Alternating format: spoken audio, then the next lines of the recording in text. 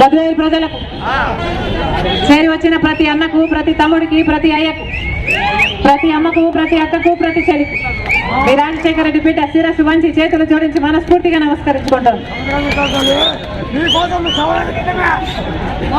రాజశేఖర రెడ్డి గారు మీకు తెలుసు, అలాగే వివేకానంద రెడ్డి గారు కూడా మీకు తెలుసు. రాముడికి లక్ష్మణుడు ఎలాగో రాజశేఖర రెడ్డికి వివేకానంద రెడ్డి ఎలాగా ఏ మాట జవదాటలేదు. రాజశేఖర రెడ్డి గారికి ప్రతి అవసరంలోనూ అండగా నిలబడ్డాడు. అంతేకాదు వివేకానంద రెడ్డి కమ్యూనిస్ట్ భావాలు గలవాడు, అంటే ప్రజలకు సేవ చేయాలి అన్న కాదు భావాలు గలవాడు. ఎవరు ఏ సహాయం కావాలి అని వివేకానంద రెడ్డి దగ్గరికి వెళ్ళినా ఆ సహాయం చేయడానికి వాళ్ళను ఆయన కారులోనే కూర్చోబెట్టుకొని ఆఫీసర్ కు తీసుకెళ్లి ఆఫీసర్ తో మాట్లాడి వాళ్ళకి ఆ సహాయం చేసే నాయకుడు వివేకానంద రెడ్డి గారు. మరి మీరందరూ చూశారు వివేకానంద రెడ్డి విషయంలో ఎంత ఘోరంగా ఆయన గొడ్డలతో నరికి చంపారో మీ అందరికీ తెలుసు. కడప రాజకీయాలు నేను వచ్చి మీకు చెప్పాల్సిన అవసరం లేదు. 5 సంవత్సరాలుగా మీరు చూస్తూనే ఉన్నారు. 5 సంవత్సరాలుగా వివేకానంద రెడ్డి గారు చనిపోలేదు. 5 సంవత్సరాల కింద వివేకానంద రెడ్డి గారిని హత్య చేశారు, గొడ్డలతో నరికి హత్య చేశారు. 5 సంవత్సరాల కింద వివేకానంద రెడ్డి గారిని గొడ్డలతో క్రూరాతి క్రూరంగా ఘోరంగా నరికి చంపితే 5 సంవత్సరాలు అయిపోయింది. ఈ రోజు వరకైనా ఒక్కరికైనా శిక్ష పడిందా? ఈ రోజు వరకైనా 5 సంవత్సరాలు గడిచినా కూడా హత్య చేసిన వాళ్ళు, హత్య చేయించిన వాళ్ళు ఇంకా యథేచ్ఛగా తిరుగుతున్నారు అంటే ఇక ఈ రాష్ట్రంలో, ఈ ప్రపంచంలో న్యాయం ఉన్నట్ట చచ్చినట్ట? ఆలోచన చేయండి. పోనీ సాక్ష్యాలు లేవా, ఆధారాలు లేవా, వాగ్మూలాలు లేవా అంటే అన్నీ ఉన్నాయి. సాక్ష్యాలు ఉన్నాయి, ఆధారాలు ఉన్నాయి, వాగ్మూలాలు ఉన్నాయి. గూగుల్ మ్యాప్స్ సాక్ష్యాలు ఉన్నాయి. హత్య చేసిన వాళ్ళు, హత్య చేయించిన వాళ్ళు కలిసినట్టు ఒకటే చోట ఉన్నట్టు గూగుల్ మ్యాప్స్ సాక్ష్యాలు ఉన్నాయి. కాల్ రికార్డ్స్ ఉన్నాయి.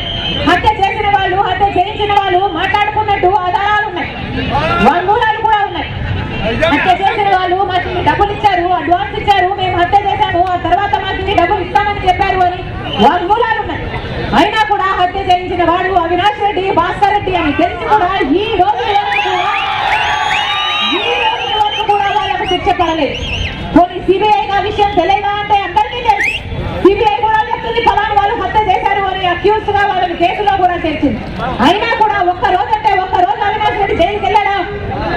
ఒక్క శిక్ష అయినా పడిందా? ఎందుకు పడలేదు? ఎందుకంటే జగన్మోహన్ రెడ్డి గారి ఆయన అధికారాన్ని అడ్డువేసి వాళ్ళను కాపాడుతున్నారు. ఇది న్యాయమేనా అని అడుగుతున్నా, ఇది ధర్మమేనా అని అడుగుతున్నా. ప్రజలు కదా అధికారం ఇచ్చింది, మరి అలాంటి అధికారాన్ని మీరు హంతకులను కాపాడటం కోసం వాడుతున్నారు అంటే ఇది ఎంత స్వార్థం అని అడుగుతున్నా. సమాధానం చెప్పాలి జగన్మోహన్ రెడ్డి గారు. ఎందుకని వివేకానంద రెడ్డి గారు రాజశేఖర రెడ్డి గారికి సొంత తమ్ముడు, తోబుట్టు, అలాంటిది వివేకానంద రెడ్డి గారికి హత్య జరిగితే మీరు న్యాయం చేయలేకపోతే మీరు నాయకుడు ఎలా అవుతారు? జగన్మోహన్ రెడ్డి గారు సమాధానం చెప్పాలి. అసలు జగన్మోహన్ రెడ్డి గారు అవినాష్ రెడ్డి గారిని ఎందుకు కాపాడడానికి ప్రయత్నిస్తున్నాడు? ఎందుకు ఇంతగా అధికారాన్ని వాడి కాపాడుతున్నాడు జగన్మోహన్ రెడ్డి గారు? కడప జిల్లా ప్రజలకు సమాధానం చెప్పాలి. అసలు జగన్మోహన్ రెడ్డి గారు సమాధానం చెప్పాలి. అంత ఘోరంగా వివేకానంద రెడ్డి గారు చచ్చిపోతే, ఇల్లంతా రక్తం అయిపోతే, ఎక్కడ చూసినా రక్తం పారుతుంటే, అలాంటిది సాక్షి ఛానల్లో మాత్రం వివేకానంద రెడ్డి గారు హార్ట్ అటాక్ తో చనిపోయారు అని ఆ వచ్చారే.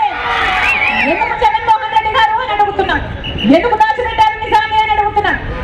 వివేకానంద రెడ్డి గారు చనిపోతే మొదట్లో సిబిఐ ఎంక్వైరీ జరగాలి అని మీడియా మొత్తం ముందు, ప్రపంచం మొత్తం ముందు అడిగిన జగనన్న గారు ఆ తర్వాత ముఖ్యమంత్రి అయ్యాక సిబిఐ ఎంక్వైరీ అవసరం లేదు, వీల్లేదు అని ఎందుకన్నారు అని జగన్మోహన్ రెడ్డి గారు సమాధానం చెప్పాలి.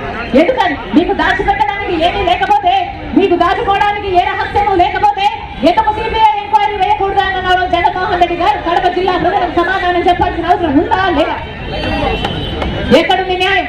ఎక్కడుంది ధర్మం? 5 సంవత్సరాలు అయిపోయినా కూడా హత్య చేసిన వాళ్ళు యథేచ్ఛగా తిరుగుతున్నారు. ఇదంతా ఒక ఎత్తు అయితే, ఇంకొక ఎత్తు ఆ హత్య చేసిన వాళ్ళకే మళ్ళీ జగన్మోహన్ రెడ్డి గారు వైసీపీ తరఫున, ఎంపీ తరఫున మళ్ళీ టికెట్ ఇచ్చాడు అంటే ఇది ఏట ఘోరం కదా అని అడుగుతున్నా. అందుకే ఈ ఘోరాన్ని ఆపడానికే ఈ రోజు రాజశేఖర రెడ్డి బిడ్డ కాంగ్రెస్ పార్టీ తరఫున ఎంపీగా పోటీ చేస్తుంది అవినాష్ రెడ్డి మీద.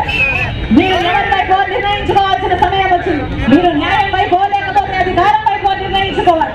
మీరు ధర్మం వైపు లేకపోతే డబ్బు వైపు నిర్ణయించుకోవాలి. ఇది రాజశేఖర రెడ్డి గారి బిడ్డకు, రాజశేఖర రెడ్డి గారి తమ్ముడిని హత్య చేసిన అవినాష్ రెడ్డికి మధ్య జరుగుతున్న పోరాటం.